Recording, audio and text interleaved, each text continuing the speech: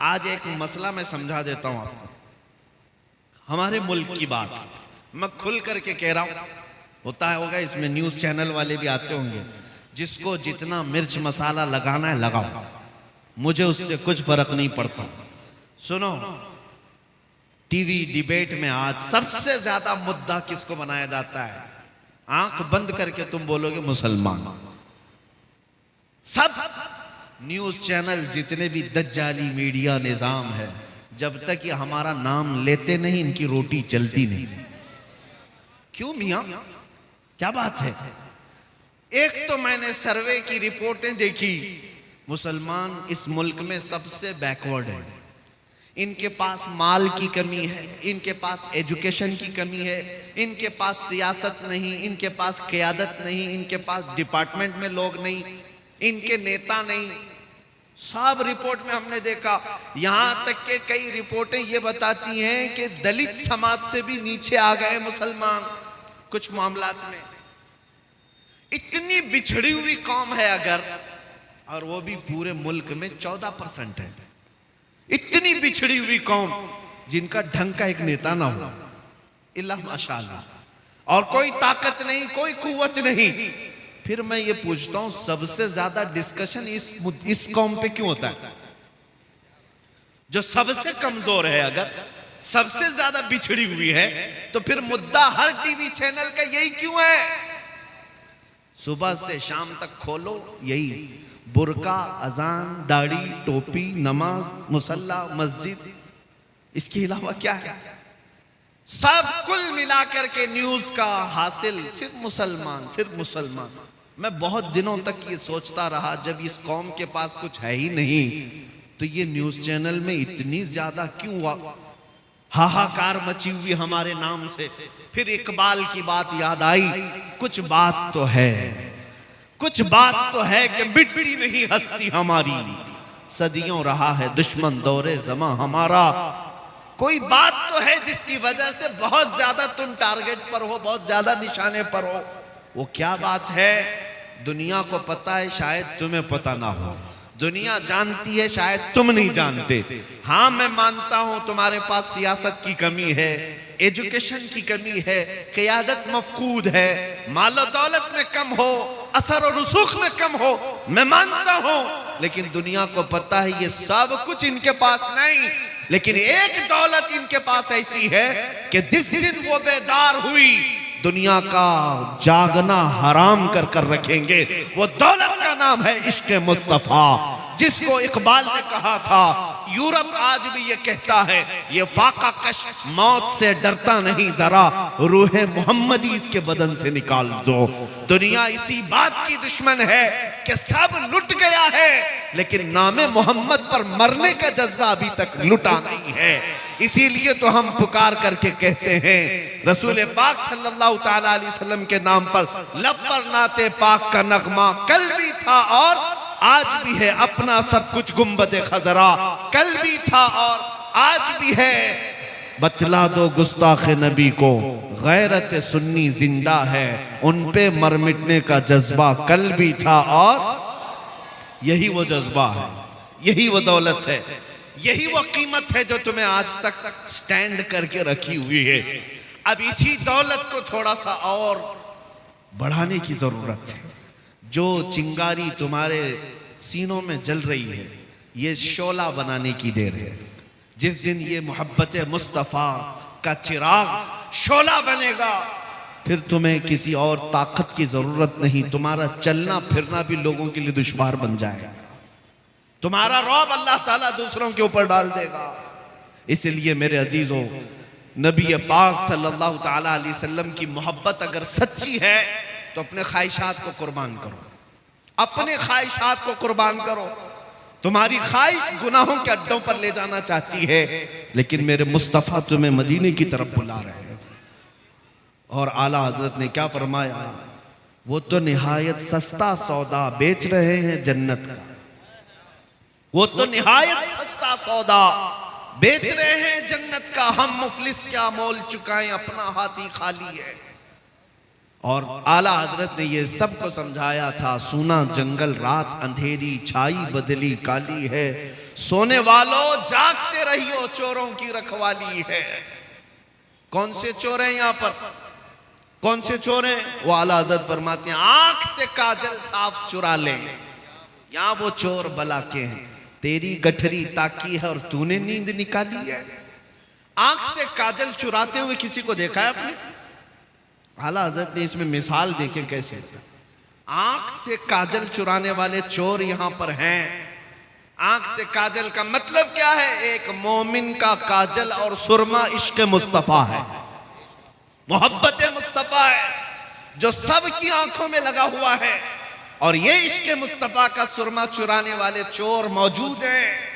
और जब ये तुम्हारे आसपास फटक रहे हैं तो गहरी नींद में सोना मुनासिब नहीं है। तुम जागते रहो, जागते रहो। दुनिया की मोहब्बत में फरेफ्ता होने वालों सुनो, आला हजरत फरमाते हैं शहद दिखाए जहर पिलाए, कातिल डाइन शोहर कुश, इस मुर्दार पे क्या ललचाए दुनिया देखी भाली है।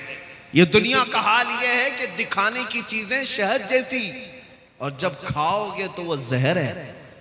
ये गुनाहों को सजा सजा कर लाती है तुम्हारे पास, और तुम उसको समझते हो फैशन है, ये मॉडर्निज्म है।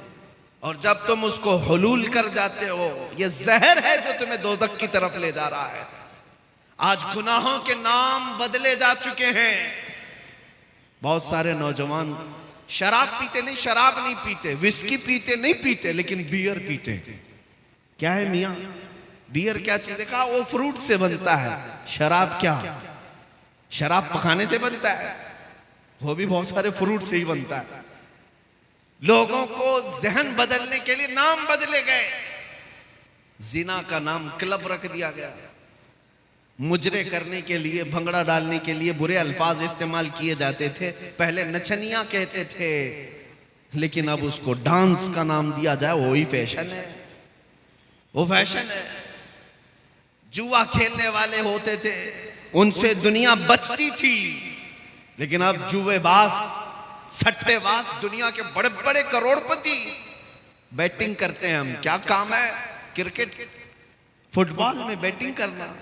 जुएबाज, गैम्बलर, ये वो लोग हैं जिनके मुतालिक रसूल पाक सल्लल्लाहु ताला अलैहि वसल्लम की अहादीस में सख्त तरीन मजम्मत आई है। सूद खाने वाले, आप ब्याज कहते रहे होंगे, लेकिन अब दुनिया उसको इंटरेस्ट के नाम से, नया लफ्ज फाइनेंस के नाम से खिलाती है। सूद का एक लुकमा खाने वाला, मेरे मुस्तफा फरमाते हैं, खाने काबा के सामने अपनी मां से जिना करने के बराबर। मुसलमानों को इन तमाम चीजों में लाकर डाल दिया गया है। गुनाहों के नाम बदले गए। इसीलिए एक ही बात मैं कह रहा हूं, तवज्जो से सुने, जब तक तुम अपनी ख्वाहिशात को हुजूर की मर्जी के मुताबिक नहीं बनाओगे, ये दुनिया कदम कदम पर तुम्हें जहर पिलाती रहेगी, जहर पिलाती रहेगी। आपको क्या क्या नाम दे दिए गए। बहुत सारे नौजवान सजने संवरने के नाम पर अपना अपना तशख्खुस बिगाड़ लिया, अपनी आइडेंटिटी बदल दी। तुम्हारी दाढ़ियां तो गटर में बह रही हैं, तुम्हारी टोपियां तो छुपी हुई हैं, शर्म आती है। उन दूसरों को देखो, चोटी रखने में शर्म नहीं आती, बालियां पहनने में शर्म नहीं आती, चूड़ियां पहनने में शर्म नहीं आती। नौजवानों की बात कर रहा हूं, कपड़े फाड़ करके पहनने में शर्म नहीं आती, लेकिन मुस्तफ़ा करीम के अखलाक पर अमल करने में शर्म आती है। इंसाफ करो, फिर कौन से मुसलमान हो। जब तक तुम अपने आप को न बदलोगे, ये हालात नहीं बदलने वाले। कुरान कहता है, इन्नल्लाह ला युगय्यिरु मा बिकौमिन हत्ता युगय्यिरु मा बिअनफुसिहिम। बेशक अल्लाह ताला उस वक्त तक किसी कौम की हालत को नहीं बदलता जब तक वो कौम खुद अपनी हालत नहीं बदलती। आज बदलने का वक्त है। शायर ने सच कहा है, जगह जगह के थक चुके हैं तुम्हें यह हंगामे, नशाते लज्जते ख्वाबे गिरां बदल डालो, गलत रवि से मनाजिल का बहुत बढ़ता है, मुसाफिरों रविश कारवां बदल डालो। मैं आया हूं सिर्फ यहाँ पर इस बात के लिए कि तुम्हारे घरों में हर पैदा होने वाला बच्चा मेरे मुस्तफ़ा का सिपाही बनकर के निकले, नबी पाक सल्लल्लाहु ताला अलैहि वसल्लम की इज्जत पर पहरा देने वाला बनकर निकले। इतने बड़े अजीम काम के लिए उठने वाला एक बच्चा, जाहिर सी बात है उसे अंदर से और बाहर से पूरा पाक होना होगा, उसकी तरबियत पर पूरी तवज्जो देनी होगी। यहाँ पर जितने हाजिरीन आए सबसे मैं कहता हूँ, अगर अल्लाह ने एक बेटा दिया है तो मेरे मुस्तफ़ा के नाम पे पालो, उसकी तरबियत करो नामे मोहम्मद लेकर के, और उसे यूं सिखाओ मैं सो जाऊं या मुस्तफ़ा कहते कहते, खुले आंख मेरी सल्ले अला कहते कहते। जब वो जवान हो जाए फिर देखना दुनिया उसके सामने उंगली उठाने की भी हिम्मत नहीं रख सकती। आज तुमने अपने बच्चों को आवारा कर रखा है, इनको किसी और के गोद के हवाले कर दिया है, इनको तुम ऐरे गैरे के तरबियत में डाल रखे हो। सिर्फ इतनी बात मैं कहने आया हूं, तुम्हारा हर बच्चा मेरे मुस्तफ़ा का सिपाही होना चाहिए, नबी पाक सल्लल्लाहु ताला अलैहि वसल्लम की मोहब्बत में उसकी परवरिश होनी चाहिए। एक माँ का जज्बा देकर मैं अपनी गुफ्तगू को समेटता हूं। तवज्जो, मदीने की खातून है, मदीने की खातून है। जंगे उहद में एक नौजवान शहीद हो गया, जंग में एक नौजवान शहीद हो गया। लोगों ने आकर के उसकी माँ को बताया तुम्हारा बेटा शहीद हो गया, अकलौता बेटा था। अगर हमारी औरतों का कोई एक जवान बेटा दुनिया से चला जाए, पता नहीं वो आसमान सर पर उठा ले, मातम करने लगे, चेहरा नोचने लगे, बाल खोलने लगे। नहीं, मदीने की खातून थी, हिजाब में निकलती है, सीधे उहद के मैदान में आती है, रसूल पाक सल्लल्लाहु अलैहि वसल्लम का दीदार करती है और पूछती है या रसूल अल्लाह, क्या मुझे इजाजत है मैं अपने बेटे को देख सकूं, मेरे बेटे की लाश देखूं? नबी पाक सल्लल्लाहु अलैहि वसल्लम ने फरमाया हाँ, तेरा बेटा शहीद हो गया, अल्लाह उसको बुलंद मकाम दे, जा तू देख सकती है। सुनो ए मुसलमानों, वो खातून आई अपने बेटे को ढूंढते हुए, मैदान में पड़ी हुई एक लाश है, जवान बेटे की लाश। जब माँ देखे तो कलेजा फट जाना चाहिए, लेकिन कमाल है वो मदीने की खातून, सलाम हो उनकी अजमतों और कुर्बानियों पर, अपने बेटे की लाश के करीब आई, जिस्म से जुब्बा हटाया, जिस्म से जुब्बा हटाया और पलटा, पीठ पर हाथ फेरती रही, सीने पर हाथ फेरती रही, फिर जुब्बा सीधा किया, मुस्कुराई और सजदे में गिर गई, सजदे में गिर गई, शुक्र अदा करने लगी। सहाबा वहां खड़े थे, उन्होंने पूछा है खातून आप ये क्या कर रही हैं? सुनो मदीने की खातून क्या कहती हैं, कहती हैं बात दरअसल ये है, मेरे इस जवान बेटे की मैंने शुरू से परवरिश इसी नाम पे की थी कि कभी इसकी जवानी काम आए तो मेरे मुस्तफ़ा के काम आए, मेरे नबी पाक की इज्जत के लिए काम आए। फिर जब उहद की लड़ाई का ऐलान हुआ, मैंने अपने बेटे को सजा संवार करके अपने घर से रुखसत किया था। जब मेरा बेटा कल घर से मुझसे रुखसती ले रहा था, मैंने उसको नसीहत के तौर पर एक लफ्ज कहा था, बेटा अगर जंग में सख्तियां आ गई, अगर दुश्मनों की तरफ से बहुत ज्यादा वार होने लगे, तुझे मैं कसम देती हूँ नबी पाक को छोड़कर भागना मत मैदान से, कभी पीठ पीछा करके भागना मत, और अगर तू मैदान से भागते हुए मारा गया, भागते हुए मारा गया, माँ कहती है मैं अपना दूध माफ नहीं करूंगी, मैं अपना दूध माफ नहीं करूंगी। बच्चों की तरबियत इस नाम पर मदीने की खवातीन करती थी, मैं अपना दूध नहीं माफ करूंगी।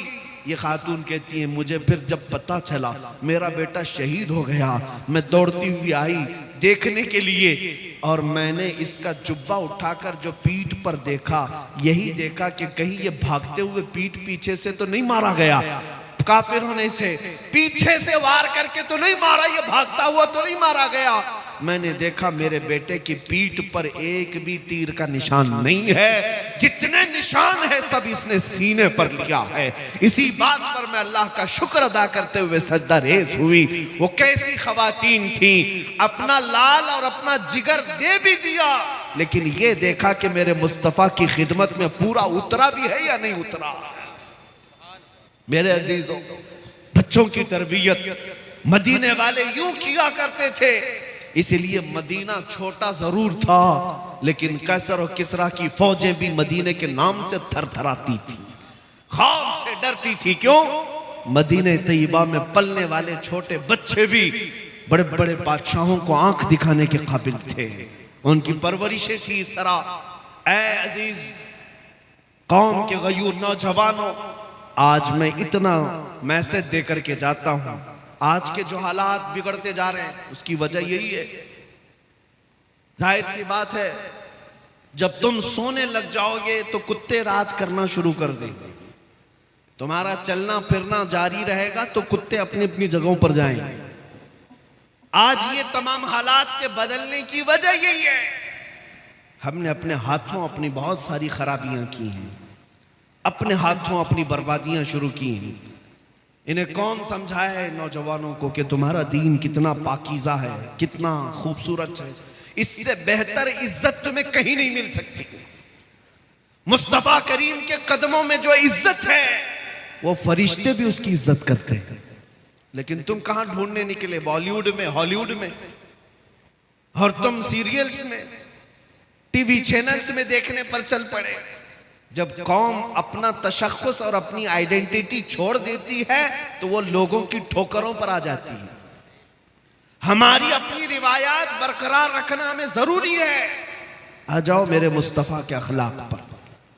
आज जो हालात बदले हैं, सिर्फ थोड़ी बेदारी की जरूरत है। मुझे पता है उन पाखंडियों की कोई हैसियत ही नहीं जो अपने गुफे में बैठकर भौंक तो सकते हैं लेकिन कभी किसी मोहम्मद अरबी के शेर का मुकाबला कर ही नहीं सकते।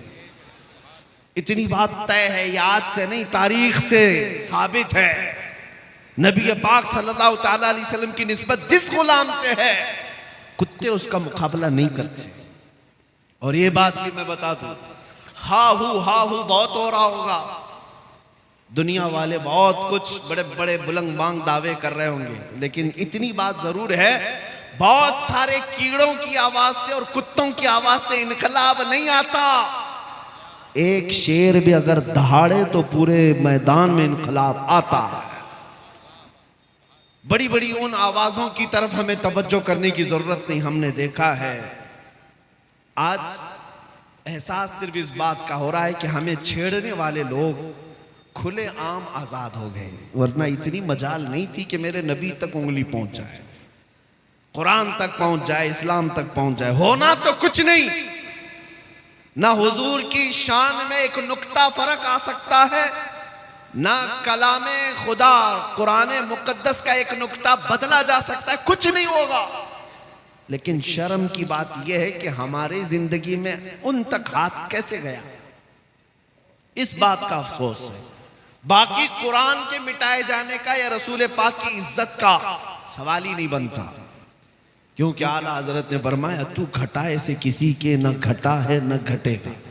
या रसूल अल्लाह, जब बढ़ाए तुझे अल्लाह ताला तेरा, मिट गए मिटते हैं मिट जाएंगे, आधा तेरे न मिटा है न मिटेगा कभी, चर्चा तेरा रहेगा यूं ही उनका चर्चा रहेगा।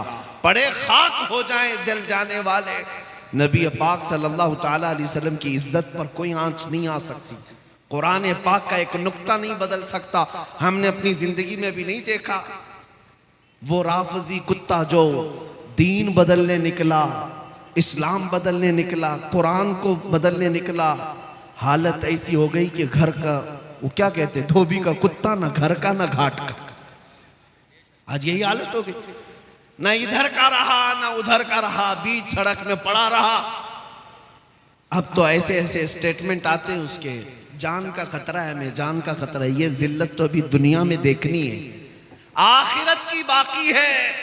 सच फरमाया इमाम इश्क व मोहब्बत ने, या रसूल अल्लाह, जो तेरे दर से यार फिरते हैं दर बदर यूं ही खार फिरते हैं, दर बदर यूं ही खार फिरते हैं। जो हुजूर पाक को छोड़ता है वो जिल्लतों का शिकार होता ही है। होना कुछ नहीं है, जो जो हुजूर की तरफ उंगली उठाते रहे वो सब कीड़े फना हो जाएंगे, सब कीड़े फना हो जाएंगे, बरसाती मौसम के कीड़े। लेकिन मेरे मुस्तफ़ा करीम की शान जैसी थी वैसी ही बाकी रहनी है। बल्कि कुरान उनके मुतालिक कहता है वलल आखिरतु खैरुल लक मिनल ऊला, ऐ रसूल हर आने वाली घड़ी आपकी पिछली घड़ी से बेहतर है। आपकी शान बुलंद होती ही जाएगी सुबह क़यामत तक।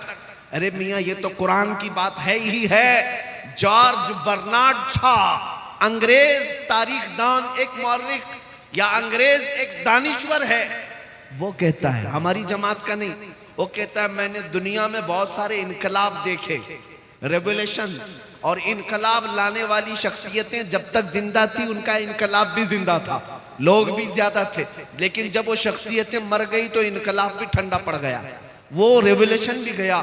जैसे लेनिन का इनकलाब, मार्क्सिज्म का इनकलाब, सोशलिज्म का इनकलाब, डेमोक्रेटिक का इनकलाब, बहुत सारे इनकलाब आए। जॉर्ज बर्नार्ड शॉ कहता है लेकिन एक इनकलाब मदीने से आया था, मुहम्मदुर रसूलुल्लाह का, वो गए 14 सदियां हो गई, लेकिन उस इनकलाब में एक आंच बराबर, एक उंगली बराबर भी कमी नहीं आई, बल्कि हर जमाने में उनके इनकलाब का असर बढ़ता ही जाता, बढ़ता ही जाता। ये कौन कह रहा है? दूसरे खीमे के लोग भी इस बात को मानते हैं कि मेरे मुस्तफ़ा करीम के दीन पर आज भी कोई फर्क नहीं आया। इस्लाम की फितरत में कुदरत ने वो लचक दी है, जितना ही दबाओगे उतना ही वो उभरेगा। ऐ मुसलमानों, मेरा ये मैसेज सुन करके जाओ, हमारे तमाम मसाइल का हल यही है कि मोहम्मद से वफा तूने तो हम तेरे हैं, ये जहां चीज है क्या लौह कलम तेरे हैं। अब आओ हम ये अज़्म करके आज उठते हैं, जिंदगियां गुजारियां अय्याशियों में, गुनाहों के अड्डों पर, बर्बादियां तो हमने अपने आंखों से देखी है, लोग आज हमें ठोकरों पर रख रहे हैं, कभी मस्जिदों की तरफ निशाने, कभी हमारे गुंबदों की तरफ, कभी खानकाहों की तरफ, कभी हमारी बच्चियों के हिजाब की तरफ, कभी कुरान, कभी रसूल, कभी खुदा की शान की तरफ। लेकिन आज हर मुसलमान नौजवान को बदलना होगा और ये अहद करना होगा, अब मैं जीऊंगा तो मेरे मुस्तफ़ा के अखलाक पर जीऊंगा, उनकी सुन्नतों पर जीऊंगा। आओ नबी पाक की तरफ मुखातब होकर के यूं अर्ज करो, या रसूल अल्लाह, दहन में जुबान तुम्हारे लिए, बदन में है जान तुम्हारे लिए, हम आए यहाँ तुम्हारे लिए, उठे भी वहां तुम्हारे लिए। वाखिरु दावाना अनिल हम्दुलिल्लाहि रब्बिल आलमीन।